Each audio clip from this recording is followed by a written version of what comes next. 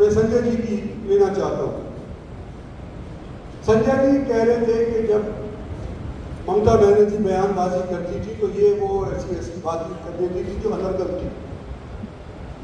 मैं अपना बताना चाहता हूँ कि जब मैं को मुर्शिदाबाद भेजा गया पार्टी की तरफ से, तो वहां पर जाने के उपरांत लोगों को भारतीय जनता पार्टी के पक्ष में वोट डालने के जब मैं प्रेरित करना चाह रहा था, तो लोग यूं कहा करते थे डर के मारे कि अगर हमारे को घर के बैठे हुए बिना वोटिंग बूथ के जाए हुए अगर हमारे को आप वोट डालने का अधिकार दे दोगे तो भारतीय जनता पार्टी जीत जाएगी, और अगर यूं कहोगे जाओ बूथ के ऊपर जा करके और भारतीय जनता पार्टी के कमल के ऊपर वोट दो, तो हमारे में किसी की हिम्मत इतनी नहीं है कि हम जाकर के बूथ के ऊपर डालो। ये जो भय था वो किसने निकाला? नरेंद्र भाई मोदी ने और अमित भाई शाह ने। के आज के दिन हमारे को बड़ी स्वर्ण तरह से बंगाल के अंदर जीत मिली है। और जब पंजाबियों की बात आती है, एक और चीज मैं कहना चाहता हूँ, हमारे बीच में करें इनके सामने लड़ाई कर रहा हूँ, अच्छा नहीं लग रहा, लेकिन कहना पड़ेगा, रानी अच्छा करे मानेंगे कि बुरा कहेंगे। 19 के अंदर मैं और संजय जी लोकसभा के अंदर इकट्ठे एमपी चुने गए थे लोकसभा। 5 साल हम इकट्ठे रहे, चाय पी, पानी पी, खाना खाया, गपमारी। 24 के अंदर इनको लोकसभा की टिकट नहीं मिली। अब मुझे तो आश्चर्य हुआ ही हुआ, इनको भी आश्चर्य हुआ होगा, मुझे नहीं पता, या इन्होंने त्याग कर दिया। मैं तो कहता हूं कि आश्चर्य हुआ, मेरे को तो अच्छा नहीं लगा कि इनको टिकट मिली। चलो अगर त्याग भी कर दिया, किसी बड़े नेता के लिए अगर त्याग भी कर दिया तो त्याग की भावना तो उनमें है ना। लेकिन उसके ऊपर क्या हुआ कि विधानसभा के अंदर भी टिकट नहीं, और फिर भी ये खामोश रहे, पार्टी के लिए काम करते रहे। तो आज आया आपके सभा के अंदर, और किसी सभा में मैं नहीं गया, इंडिविजुअल तौर के ऊपर किसी बिरादरी की सभा में नहीं गया। तो एक मकसद मेरा आने का ये था कि जब मेरे शहर के अंदर संजय भाटिया आए हैं, त्याग करने के बाद पहुंचे, राज्यसभा के मेंबर बने हैं, तो मैं कम से कम उनका स्वागत करने के लिए तो यहाँ पर उपस्थित हूँ। आपका राज्यसभा बनने का पहली बार यहाँ पर। तो साथियों देखो, चुनाव होते रहते हैं, कोई हारता है कोई जीतता है, लेकिन एक चीज मैंने लोगों को समझाने की कोशिश करी जब मैं विनीता के दफ्तर का उद्घाटन करने गया था। आज के दिन गुड़गांव हमारे हरियाणा का सबसे समृद्ध शहर कहलाया जाता है, और सच की बात है। क्यों कहलाया जाता है कि राजस्व 65 से 70% अकेला गुड़गांव जिला देता है। अब करनाल फॉरवर्ड मानते थे, रोहतक को फॉरवर्ड मानते थे, लेकिन आज के दिन नंबर कमा गया गुड़गांव। लेकिन जब भी बरसात आती है, हमारी नाड़ नीचे हो जाती है, नीचे देखना पड़ता है, पानी भर जाता है। डेवलपमेंट इस तौर के ऊपर हुई है कि जिसके बारे में किसी ने दिमाग लगाया ही नहीं। सिर्फ पैसे कमाने के दौर के ऊपर गुड़गांव को काटा गया, पीटा गया, और बेच बाज करके हजम करके लतार मार के और चले गए। आज भी उसको सुधारने की हम कोशिश कर रहे हैं।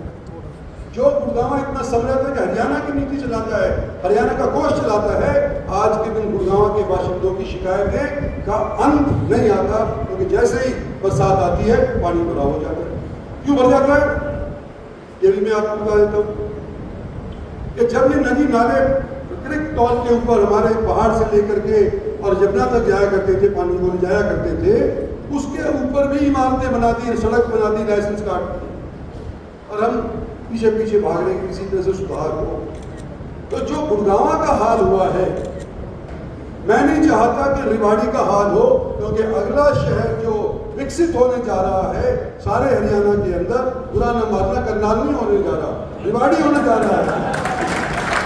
रेवाड़ी आज के दिन इनसे पूछ लो 1 किला जमीन का क्या दाम है करनाल के अंदर, और जो यहाँ पर दाम है ये पूछ लो, यहाँ के 1 एकड़ के 5 एकड़ खरीद जाएंगे करनाल के अंदर। कोई माने तो मेरी बात गलत नहीं कह रहा, मैं वास्तविकता बता रहा हूँ। और डेवलपमेंट होना चाहिए, और 3 जगहों के ऊपर हमारी सरकार होनी चाहिए जब बात बनती है। केंद्र में आपने बना दी, हरियाणा के अंदर आपने बना दी, और तीसरी बार आप यहाँ बनाने जा रहे हो कि सिलेक्शन के माध्यम से। हो सकता है कुछ खामियां हो, गलती सभी से हो जाती है, पार्टी से भी हो जाती है, पार्टी के नुमाइंदों से भी हो जाती है, हो सकता है मेरे से भी गलती हो कि रेवाड़ी के अंदर जिस तरह से डेवलपमेंट आप लोग चाहते थे उस दौर के ऊपर खरे हम नहीं उतर पाए, पार्टी वाले नहीं उतर पाए, कैंडिडेट नहीं उतर पाए। लेकिन उसको सुधारने के लिए आज आपके बीच में आकर के मैं ये कहना चाहता हूँ कि मैं आपका नुमाइंदा रहा हूँ, आपका रिप्रेजेंटेटिव रहा हूँ। आप मेरे में भले कितनी कमी निकाल लो मैं मान लूंगा, पर एक कमी आप नहीं निकाल सकते कि मेरी नीयत के अंदर खोट है। मैं आज आपको ये कहना चाहता हूँ कि रेवाड़ी को विकसित बनाने के लिए और तरक्की करवाने के लिए मैं पिछले दिनों के अंदर कभी म्यूनिसिपल कमेटी की मीटिंग के अंदर नहीं गया। जो लोगों की शिकायत है उनको सिरे चढ़वाने के लिए और उनके ऊपर हल होने के लिए मेरी आवाज़ म्यूनिसिपैलिटी के मीटिंग्स के अंदर नहीं उठी। लेकिन आज आप सबको कह रहा हूँ, हमारी पार्टी को जिताओ, हमारी कैंडिडेट को जिताओ, चाहे वो पार्षद हैं और चाहे वो चेयरमैन है। मैं साल के अंदर 4 बार कम से कम म्यूनिसिपल कमेटी रेवाड़ी के इलेक्शन के बाद खुद उपस्थित होकर के जो आपकी समस्याएं उनको सिरे चढ़ाने का वकील के तौर के ऊपर काम करूंगा कि आप इस बात के ऊपर विश्वास करें। और 5 साल तो आप देंगे इस इलेक्शन के बाद, जो भी जीतेगा उसको, और हम उम्मीद करते हैं कि आप हमारी पार्टी के कमल के फूल वालों को जिताओगे। लेकिन हमारे 3-3.5 साल तो देश की सरकार के, 3.5 साल प्रदेश की सरकार इनको मिले हैं, ऑलरेडी आपकी तरफ से इनको दे रखा है, सरबराह बना रखा है आपने अपनी तरफ से इन सभी को।